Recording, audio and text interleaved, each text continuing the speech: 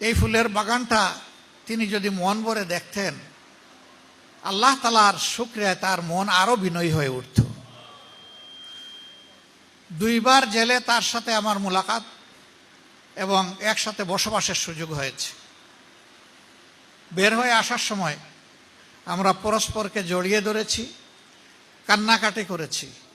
এই কান্নাকাটি এই কারণে ছিল না যে তিনি মৃত্যুর হাত থেকে বাঁচতে চান, বরঞ্চ আফসোসের জায়গা থেকে যে তিনি কি আরেকটি বার গিয়ে বাংলাদেশের মানুষকে কোরআনের একটি আয়াতও শোনাতে পারবেন। তিনি 2 বারই বলেছেন, আমি দোয়া চাই দুটো। একটি হচ্ছে আল্লাহ যেন তাফসিরের ময়দানে 1টা মিনিটের জন্য হলে আমাকে আবার ফিরিয়ে নেন। দ্বিতীয়টা, আল্লাহ পাক যেন আমাকে তার ঘরটুকু শেষবারের মতো আমাকে তাওয়াফ করার তৌফিক দান করেন। বান্দার সকল আশা দুনিয়ায় পূরণ হয় না। আল্লাহ তাআলা সাবিরিনদের জন্য আখিরাতে তার জিম্মায় অনেক নিয়ামত রেখে দিয়েছেন।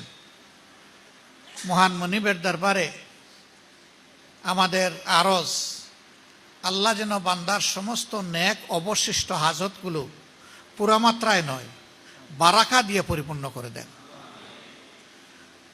আমি শ্রদ্ধার সাথে স্মরণ করছি এই সংগঠনের যিনি প্রথম সভাপতি ছিলেন, বিশিষ্ট মুফাসসিরিন কেরাম, দেশে বিদেশে যার কথা মানুষ শুনতেন, আল্লামা হযরত মাওলানা লুৎফুর রহমান রাহিমাহুল্লাহ।